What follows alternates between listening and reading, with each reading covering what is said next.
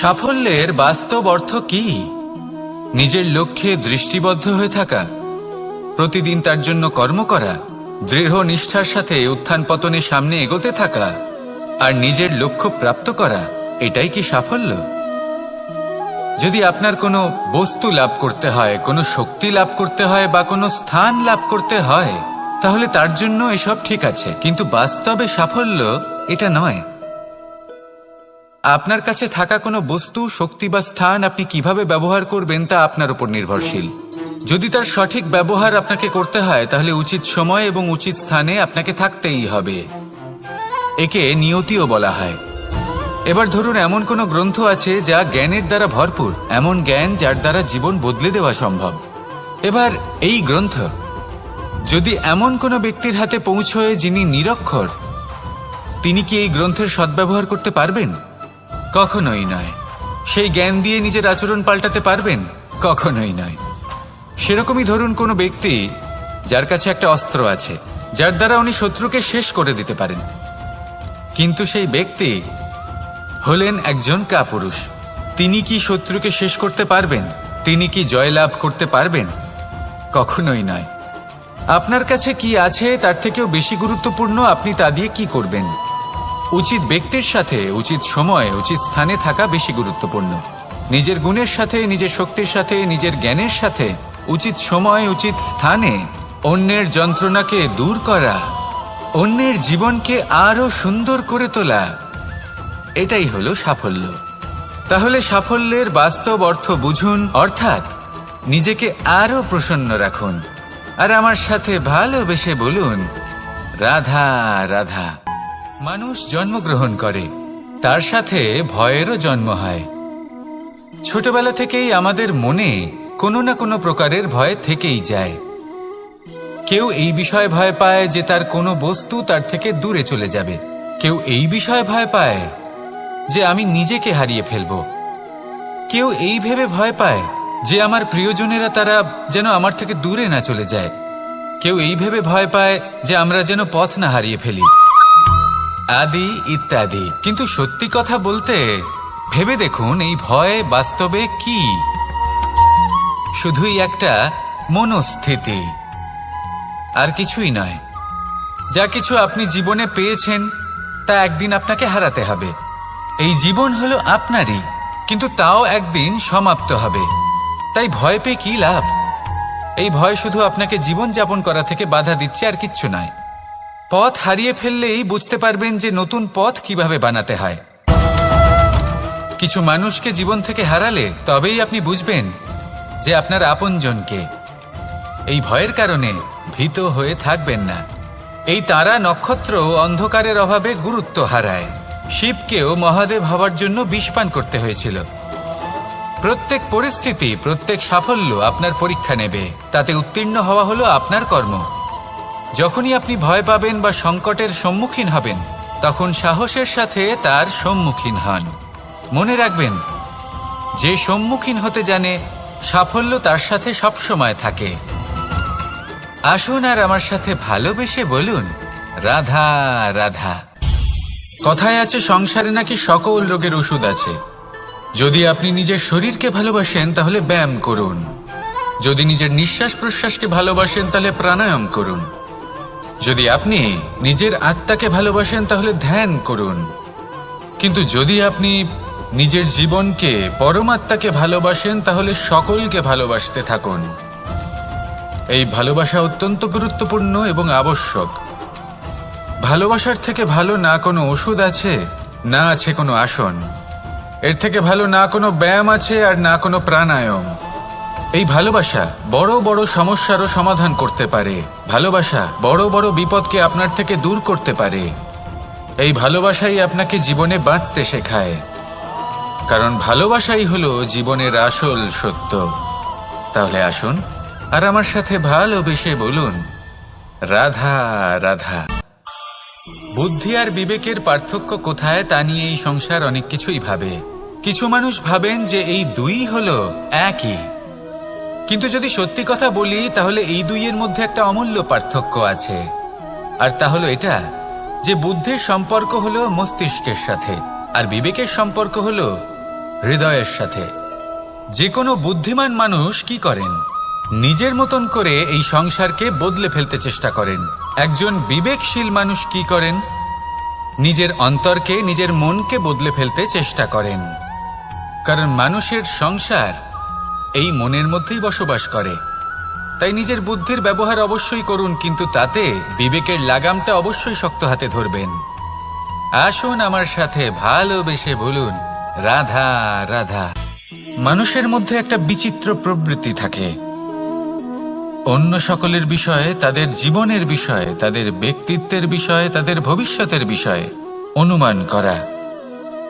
এটা হলো অনুচিত। কারোর অতীতকালকে দেখে লোকে ভবিষ্যৎ বলে দিতে পারেন, বর্তমানকে দেখে ভবিষ্যতের বিষয়ে অনুমান করে ফেলেন। উদাহরণ দিতে হলে বলবো, কোনো দাসকে দেখুন, ওকে দেখে লোকে বলে যে ওর ভবিষ্যৎ সেটাই হতে পারে, অনুমান করে ফেলেন। আর এই রাজাকে দেখুন, উনি তো কত সুখী হবেন, উনি তো জগতের সব থেকে অধিক সুখী মানুষ, কত সুখ সুবিধা আছে ওনার কাছে, ধারণা করে ফেলেন। তবে সত্য তো এটাই যে কারোর ব্যক্তিত্বের বিষয়ে, তাদের ভবিষ্যতের বিষয়ে আপনি পূর্ণ সত্য কখনোই বলতে পারবেন না, শুধু অনুমান করতে পারবেন। আর এই অনুমান করে সত্যি কোনো লাভ হয় না, কারণ এই কাল সেটা হলো অত্যন্ত শক্তিশালী। কালো থেকে কালোতর কয়লাকেও হিরেতে পরিণত করতে পারে, অনেক বড় বড় রাজাকেও বিদূষক বানিয়ে ফেলতে পারে এক মুহূর্তেই। তাহলে আপনি অনুমান করে কি লাভ? কি পেলেন অনুমান করে? সেই জন্য কারোর বিষয়ে কোনো অনুমান করবেন না, তার ভবিষ্যতের বিষয়ে অনুমান করতে যাবেন না, কারোর বিষয়ে কোনো ধারণা করে নেবেন না। কিছু করতে হলে ভালোবাসুন, সবার মধ্যে ভালোবাসা ছড়ান, সবার মধ্যে ধন্যাত্মক ভাব ছড়ান। এই মন প্রসন্ন হয়ে বলবে, রাধা রাধা। জীবনে সাফল্য লাভ করতে হলে মানুষকে উচিত পথে চলতে হবে, কিন্তু তার থেকেও বেশি গুরুত্বপূর্ণ হলো এটা বোঝা যে সেই পথে চলতে চলতে কখন আমাদের দাঁড়াতে হবে আর কখন আমাদের চলতে হবে। এই শিক্ষা অত্যন্ত গুরুত্বপূর্ণ। এবার দেখুন, ছোট্ট একটা কথা রয়েছে, ওকে আটকিও না, যেতে দাও। এই বাক্যের অর্থ কি? অর্থ যে কাউকে আটকিও না, যে এগোতে চাইছে তাকে এগোতে দাও, তার পথে বাধা সৃষ্টি করো না। এবার এই ছোট কথাতে এক অনুচিত স্থানে আমি দাঁড়িয়ে পড়ি, আটকাও, যেতে দিও না। এবার এর অর্থ কি হলো? যে এই ব্যক্তিকে আটকাও, তাকে জীবনে এগোতে দিও না, এর পথে বাধা সৃষ্টি করো। এবার এই ছোট কথাতে অনুচিত স্থানে যদি আমি আটকে যাই, তবে ভাবো কত পার্থক্য হলো। এই শিক্ষা কতটা গুরুত্বপূর্ণ সেটা শিখুন, আর এই শিক্ষা আমাদের জীবনে কতটা গুরুত্বপূর্ণ হতে পারে সেইটা বুঝুন। বুঝে যান, শিখে যান জীবনে কখন সামনে এগোতে হবে আর কখন থামতে হবে। মন প্রসন্ন হয়ে বলবে, রাধা রাধা। এই সংসারে আমরা প্রকাশ কোথা থেকে পাই? এর উত্তর বড়ই সরল। ভোরে যখন সূর্যোদয় হয় তখন প্রকাশের কিরণ আমাদের ঘরে এসে পৌঁছয়, এইভাবেই আমরা প্রকাশ লাভ করি। এবার এই প্রকাশের আলোতেই আমরা সারাদিনের কাজ সম্পন্ন করি।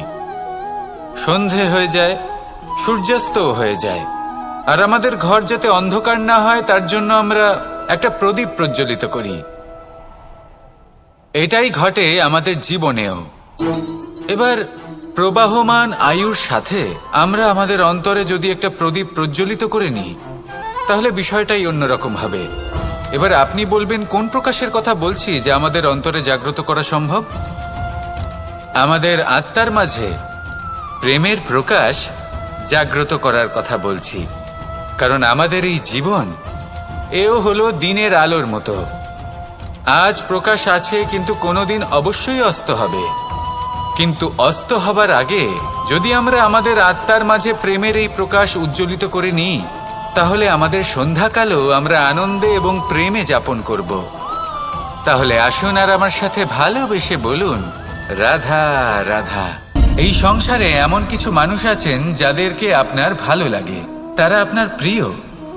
আমরা চাই ওনারা আমাদের কাছে থাকুন, আমরা ওনাদের কাছে থাকি, এবার সেই ক্ষেত্রে আমরা তাদের ভালো ভালো উপহার দেওয়ার চেষ্টা করি, কারণ ওনারা হলেন আমাদের প্রিয়। আর তার বদলে আমরা আশা করে থাকি যে ওনারা আমাদের একটু সম্মান করবেন। এবার এই মানুষজন যারা আমাদের প্রিয়, এদের আমরা একটা উপহার দিই। সোনা দিয়ে থাকি, আভূষণ দিয়ে থাকি, হিরে মুক্ত দিয়ে থাকি। কিন্তু যদি ভেবে দেখি, এই সব কিছুরই একটা মূল্য আছে। ভেবে দেখুন, আপনি কি তাদের এমন কোনো উপহার দিতে পারেন যা কিনা অমূল্য? তা এরকম উপহার কি হতে পারে? ঠিক বলেছেন আপনি, প্রেম। এই প্রেমই হলো অমূল্য, কারণ মন থেকে এর উৎপত্তি হয়। না চেয়ে পাওয়া যায় আর না ছিনিয়ে নেওয়া যায় এই ভালোবাসা। ঠিক এইরকমই হয় এই সম্মান। যদি সম্মান করো তাহলে মন থেকে এবং ভালোবেসে করো, ভয় পেয়ে নয়। মনে রাখবেন, যে মাথা ভয়ের দ্বারা নত হয়, বিরোধিতাও প্রথমে সেই করে থাকে। যে মাথা ভালোবেসে নত হয়, তা আপনার জন্য বলিদানও দিতে পারে। এই সংসারের সব থেকে বড় উপহার, সব থেকে বড় বরদান এই প্রেম এবং সম্মান। তাকে সম্মান করুন আর আমার সাথে ভালোবেসে বলুন, রাধা রাধা। সমস্ত মানুষের জীবন কিছুটা সমান হয়। মানুষ জন্মগ্রহণ করে, তারপর চলতে শেখে, জীবনে এগিয়ে চলে, বার্ধক্য লাভ করে, তারপর সমাপ্ত হয়ে যায়। কিন্তু সেই ব্যক্তিরা কারা যারা প্রকৃত অর্থে মনুষ্য জীবন যাপন করেন? এনারা হলেন সেই ব্যক্তি যারা পড়ে গেলেও আবার উঠে দাঁড়ানোর চেষ্টা করেন, নিজের ভেঙে পড়া অস্তিত্বকে আগলে নিয়ে আবার একটা আকার দেওয়ার চেষ্টা করেন, ভগ্ন আশাকে আবার একটা নতুন দিশা দেন। অসফল হওয়ার পরেও থামেন না, আবার এগোতে থাকেন। অসফল হওয়ার পরে যদি আপনি থেমে যান, তাহলে সাফল্য আপনার সামনে অপেক্ষা করে, কিন্তু আপনি তা দেখতে পান না। তাই জীবনের সংঘর্ষে অংশগ্রহণ করতে শিখুন। জীবনের সংঘর্ষ থেকে পালাবেন না। আসুন আমার সাথে ভালোবেসে বলুন, রাধা রাধা। পরিস্থিতি কখনো এটা ভালো থাকে, আবার কখনো মন্দ হয়ে যায়। কখনো এই পরিস্থিতি আমাদের পক্ষে থাকে, আর কখনো এই পরিস্থিতি অনুযায়ী আমাদের চলতে হয়। কোনো বিকল্প থাকে না। কিন্তু যখনই এই পরিস্থিতি খারাপ হয়ে যায়, তখন কি করা উচিত সেই প্রশ্ন মনে জেগে ওঠে। পরিস্থিতি যখন প্রতিকূল হয়, তখন আমরা কিছু হারালে তা হারিয়ে ফেলি, ঠিক আছে, কিন্তু যা বাকি আছে সেটা আমরা আগলে রাখতে পারি। পরিস্থিতিকে সামলে রাখার চেষ্টা আমরা অবশ্যই করতে পারি, শুধু সেটুকুই আমাদের হাতে রয়েছে। কিন্তু এর থেকেও বড় সমস্যা আছে, অহংকার। কখন প্রবেশ করে আমরা জানতেও পারি না। এই অহংকার আপনাকে বুঝতেও দেবে না যে আপনি সত্যি কিছু হারিয়েছেন। আপনার কিছুই যাবে আসবে না। দেখতে গেলে আকাশের সূর্য নিজের প্রকাশ হারিয়ে ফেলে যখন অন্ধকার ঘনিয়ে আসে।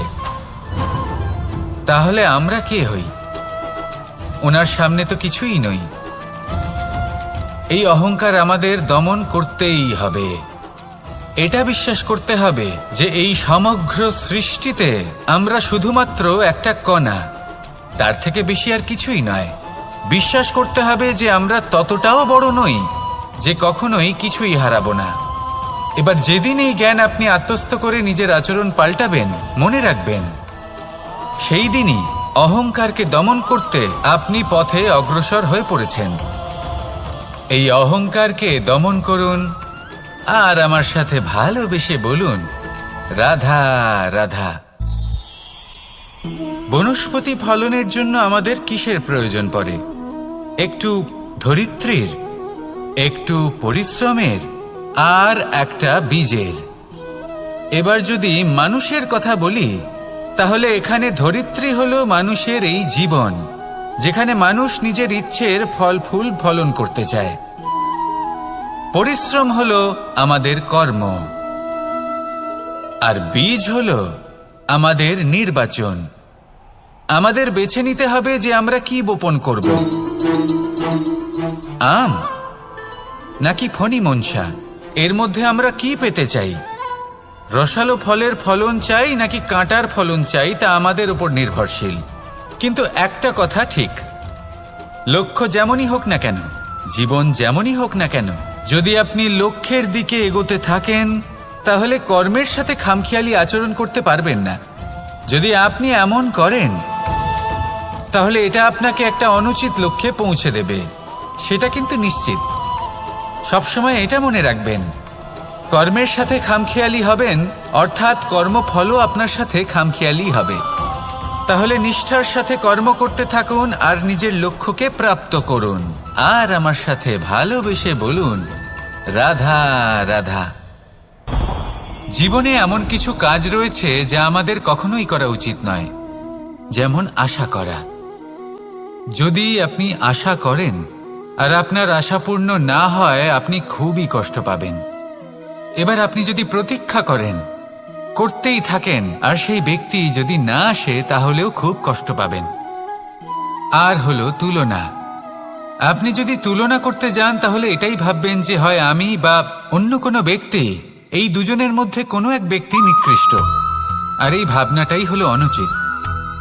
যদি আমরা কথা বলি সেই সব বিষয়ে যা আমাদের করা উচিত, যেমন পরীক্ষা।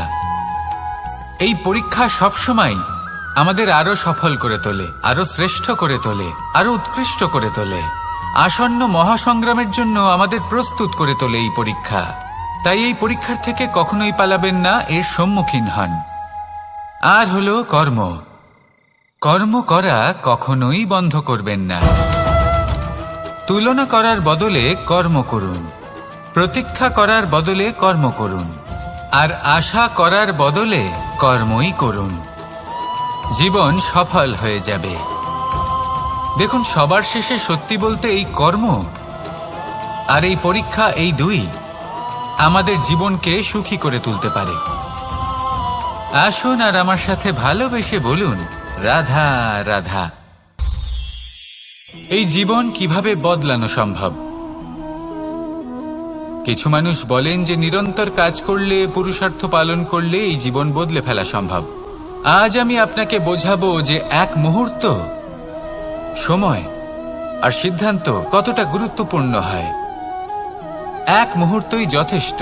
একটা মুহূর্ত এত শক্তিশালী হতে পারে যে তা আপনার সমগ্র জীবন পাল্টে দিতে পারে।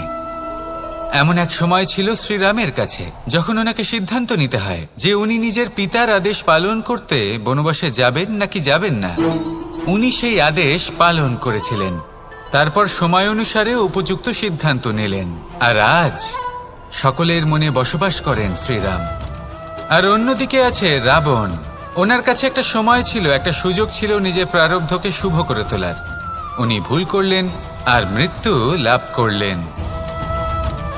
নির্বাচন সবসময় আপনার হাতে, শুধু আপনাকে সময়কে বুঝতে হবে, সেই মুহূর্তকে বুঝতে হবে আর উচিত সিদ্ধান্ত নিতে হবে, ব্যাস।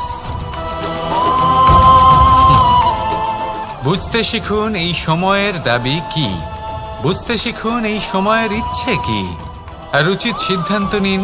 আর আমার সাথে ভালোবেসে বলুন, রাধা রাধা। মানুষের শরীর থেকে যা কিছু নির্গত হয় সবই পচনশীল, তা থেকে দুর্গন্ধ বেরোয়, একটা ঘৃণাবোধ জন্ম নেয়।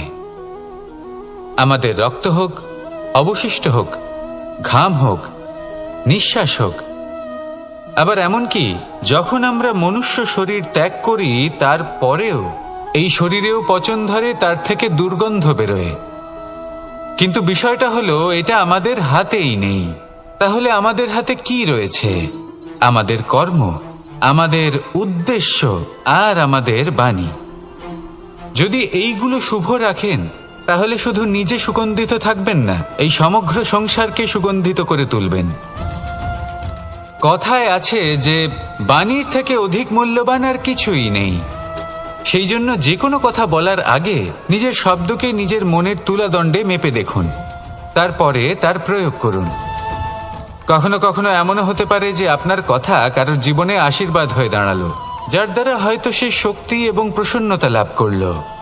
আবার এমনও হতে পারে যে আপনার কথা হয়তো কারোর মনে এমন আঘাত দিল, সে সেই আঘাত কোনোদিনও ভুলতে পারল না। আসুন আমার সাথে ভালোবেসে বলুন, রাধা রাধা। ইচ্ছে এবং চেষ্টা, এই দুই মানুষের মধ্যে আছে, কিন্তু এই দুইয়ের মধ্যে সামঞ্জস্য থাকা খুব প্রয়োজন। আপনার যা ইচ্ছে সেটা পূর্ণ করার জন্য চেষ্টার প্রয়োজন তো অবশ্যই। আপনি যে স্বপ্ন দেখেন সেটা পূর্ণ করার জন্য নিদ্রা ত্যাগ করে চেষ্টা করা অত্যন্ত প্রয়োজনীয়, নয়তো এই স্বপ্ন কখনোই পূর্ণ হবে না। যদি আপনি কোনো প্রশ্নের উত্তর চান তাহলেও আপনাকে চেষ্টা করতেই হবে। জীবনে যদি সামনে এগোতে হয় তাহলে পাকে কষ্ট দিয়ে সামনে এগোতে হবে, চেষ্টা অবশ্যই করতে হবে। যদি আপনি চেষ্টা না করেন, পরিশ্রম না করেন, তাহলে এই সংসার আপনাকে পেছনে ফেলে সামনে এগিয়ে যাবে। নিজের ইচ্ছেগুলিকে মন থেকে বাস্তবে আনুন আর চেষ্টার দ্বারা তাকে সার্থক করুন। এই মন প্রসন্ন হয়ে বলবে, রাধা রাধা। জীবনে কখনো সাফল্য আসে, আবার কখনো অসফলতা, কখনো আশা পাওয়া যায়, কখনো নিরাশা, কখনো জয় লাভ করি, আবার কখনো পরাজয়। এর পেছনের কারণটা জানা অত্যন্ত প্রয়োজনীয়। যদি আমি পরাজয়ের কথা বলি, যখনই আমরা পরাজয় লাভ করি আমরা ভাবতে থাকি যে এমন কেন হলো? আমাদের শত্রু কি বেশি শক্তিশালী ছিল, নাকি আমাদের নীতিতে কোনো খামতি ছিল? এই সমস্ত কারণের পেছনে খুব বড় একটা কারণ থাকে, আর সেই কারণ আমাদের অন্তরে সুপ্ত থাকে।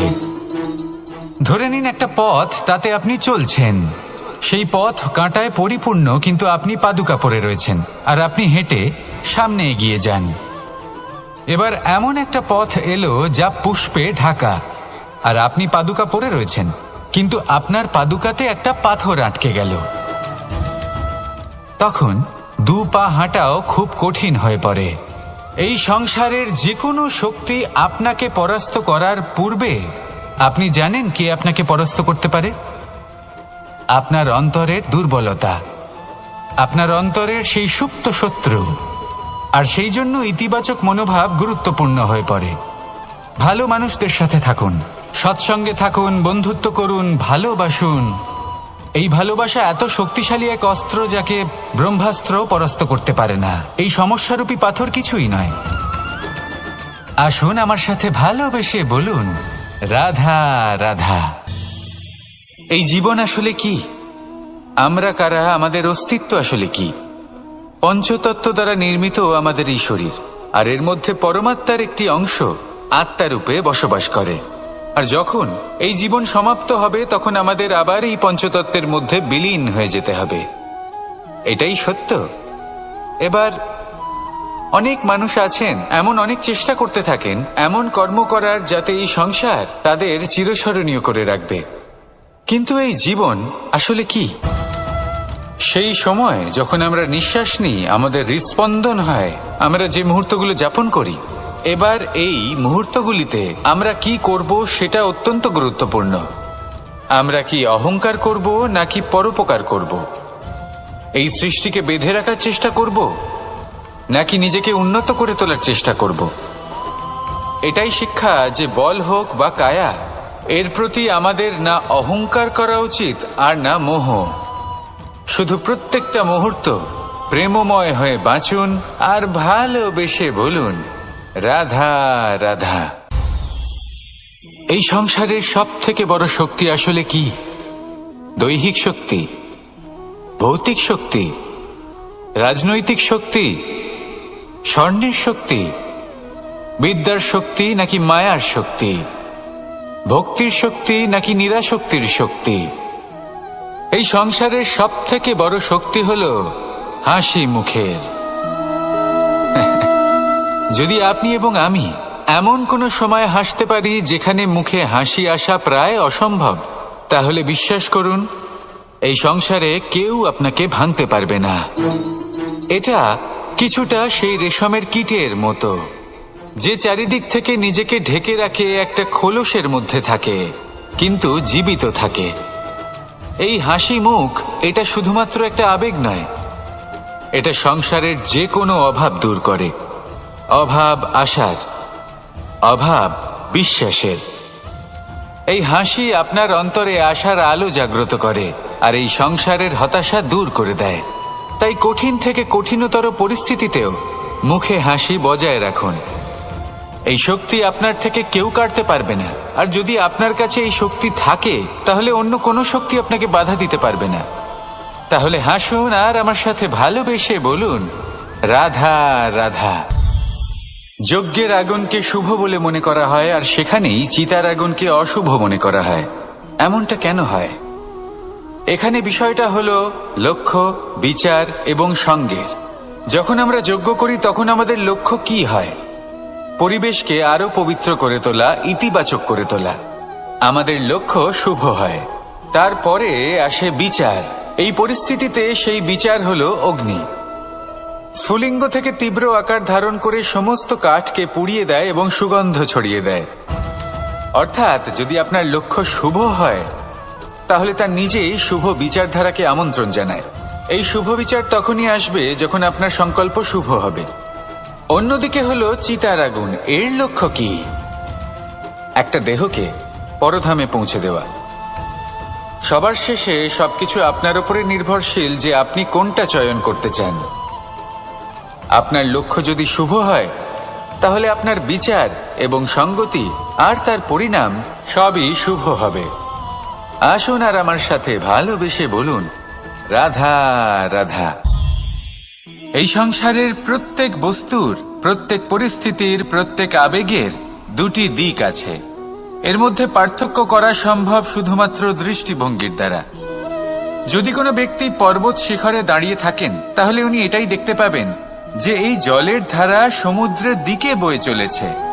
আরেক ব্যক্তি যিনি সমুদ্রের কাছে দাঁড়িয়ে আছেন তার এটাই মনে হবে যে এই জলের ধারা সমুদ্রের দিকে আসছে। এখানে বিষয়টা হলো দৃষ্টিভঙ্গির, আর এটাই সময়ের সাথেও হয়ে থাকে। অনেক সময় মানুষ চিন্তিত হয়ে পড়েন, ত্রস্ত হয়ে পড়েন যে তার কাছে হয়তো খুব কম সময় আছে, তাতে তিনি অনেক কিছুই করতে পারবেন না, আর একটু সময় থাকলে খুব ভালো হতো। তিনি এইভাবেও ভাবতে পারেন যে অল্প হলেও সময় বাকি তো রয়েছে, অর্থাৎ যা অবশিষ্ট আছে তাকে সংরক্ষণও করা সম্ভব, তাতে জীবন যাপনও করা সম্ভব। আর এটা নির্ভর করছে আপনার উপর।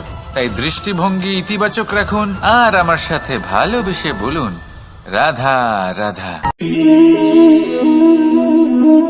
কেমন আছেন আপনারা? জিজ্ঞেস করলাম এই কারণ আজকের দিনে দাঁড়িয়ে আশেপাশে যাকেই দেখছি সে দুঃখী আর ব্যাকুল। সে ভাবে সংসারে সব থেকে বেশি দুঃখ শুধু তার জীবনেই আছে, সব থেকে বেশি সমস্যা তার জীবনেই আছে।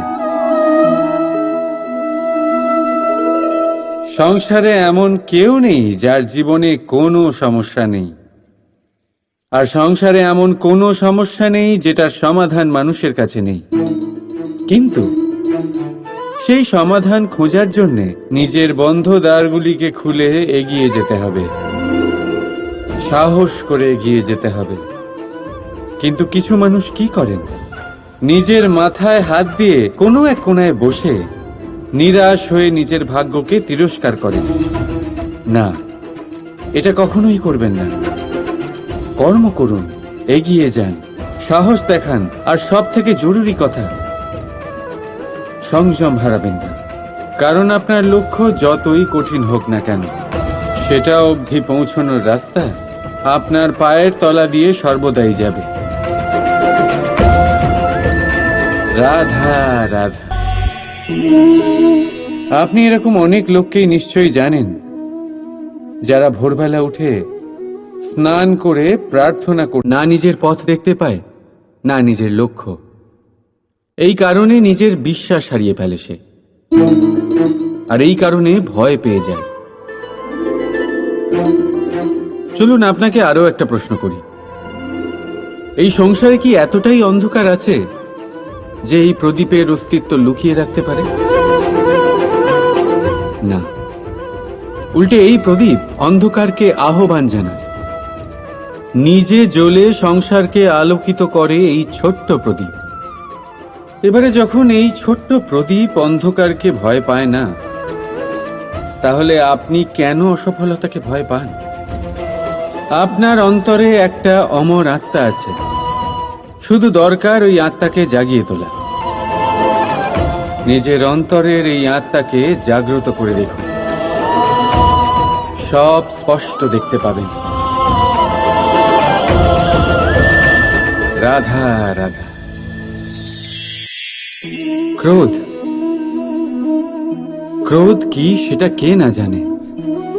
সব আয়ু, সব বর্গ, সব শ্রেণীর মানুষের ক্রোধ অনুভব করা হয়ে গেছে।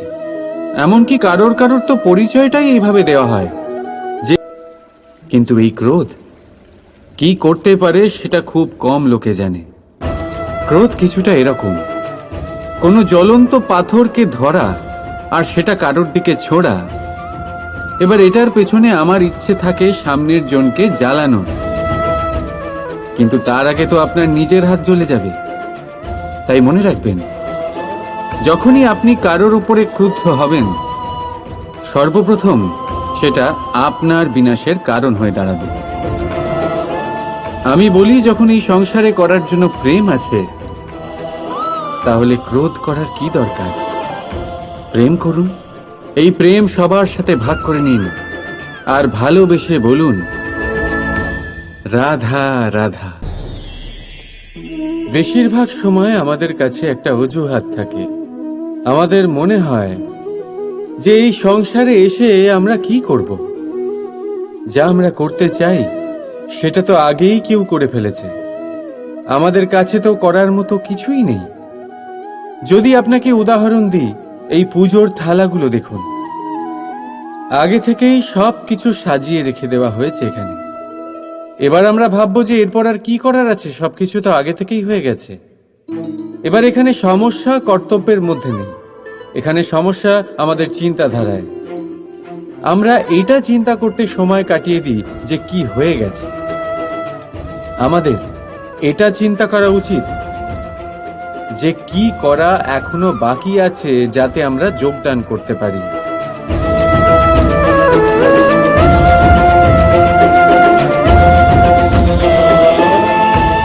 বুঝলেন, সংসারে এমন কোনো কাজ নেই যা শেষ হয়ে গেছে।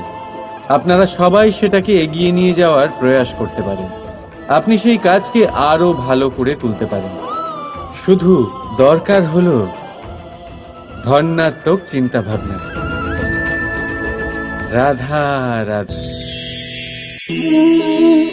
अस्तु मां सद्गमे तमसो मां ज्योतिर्गमे মৃত্যুর্মা মৃতম গমে। আপনি কখনো নিজের গোটা জীবন অন্য কারোর সাথে ভাগ করে নিতে গেলে সব থেকে জরুরি কথা হলো স্বীকৃতি, স্বীকার করা।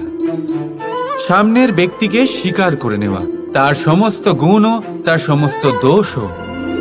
সম্পূর্ণরূপে কোনো ব্যক্তিকে স্বীকার করতে হবেই, তবেই সেই সম্পর্ক বেড়ে উঠবে, তবেই সেই সম্পর্ক আরো সুন্দর হয়ে উঠবে।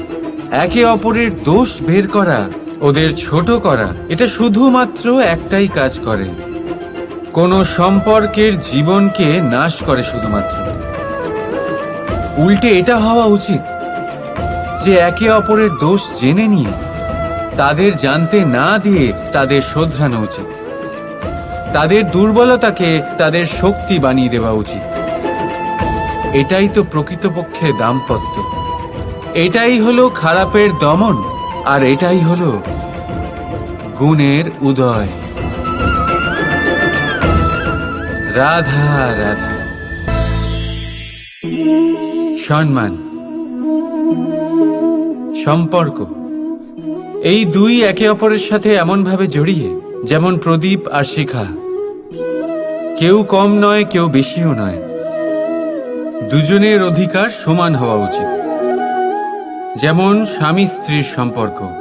এবার এখানে স্বামীর অর্থ স্বামী নয়, বরং সাথী। তার কর্তব্য হলো সাথে থাকা, আদেশ দেওয়া নয়। আর এই সম্পর্ক সহযোগিতার দ্বারা তৈরি হয়, অধিকার দিয়ে নয়। হাত বাড়ালে এটা বেড়ে ওঠে, আঙুল তুললে নয়। যদি এই সম্পর্কে একে অপরের মান রক্ষা করো, একে অপরকে সম্মান করো, তবেই এই সম্পর্ক বেড়ে উঠবে, তবেই এই সম্পর্ক অভিমানযোগ্য তৈরি হবে। রাধা রাধা। প্রেম, প্রেম কি তা সকলে জানে, সামান্য রূপে এই প্রেম আকর্ষণ দিয়ে শুরু হয়, আর এর মধ্যে খারাপ কিছুই নেই। গুরুত্বপূর্ণ কথা হলো এটাই যে এই প্রেমের লক্ষ্য কি। যাকে আপনি প্রেম করেছেন তাকে পাওয়া, নাকি না পাওয়ার জন্যে নিজেকে বিচলিত করে সংসার থেকে মুখ ফিরিয়ে নেওয়া।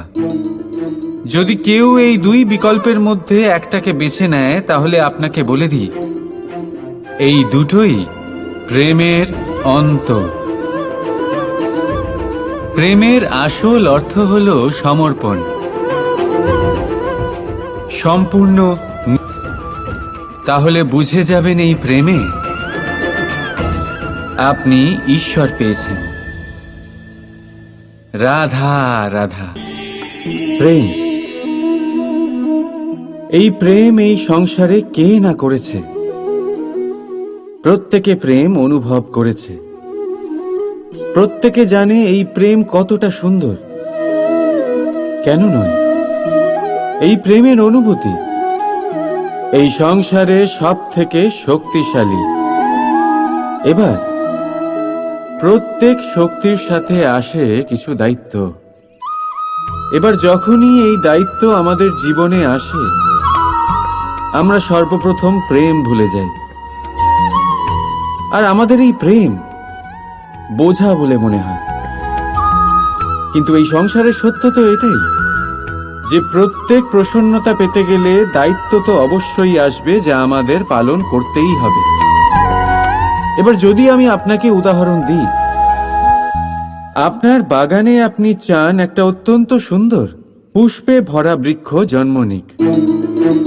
তাহলে সর্বপ্রথম তার জন্য আপনাকে জল আর রোদের আয়োজন করতে হবে। তার শিকড়ে যাতে পোকা না ধরে তা আপনাকে সুনিশ্চিত করতে হবে। সেটার আশেপাশে গজানো আগাছা আপনাকে সরিয়ে দিতে হবে। আর তারপরেই আপনার বাগানে সেই সুন্দর পুষ্পে ভরা বৃক্ষ জন্মাবে, তাই তো? ঠিক এমনই হয় এই প্রেমও। সর্বপ্রথম আপনাকে এর মধ্যে সমর্পণের সার জল দিতে হবে। অবিশ্বাস আর সন্দেহ, এই দুই আগাছা আপনাকে পরিষ্কার করতে হবে। আর বিশ্বাসের সেই শিকড় কখনো যাতে দুর্বল না হয়, সেটা আপনাকে সুনিশ্চিত করতে হবে। আর তারপরেই প্রেমের বাস্তবিক সুখ আপনি অনুভব করতে পারবেন। রাধা রাধা।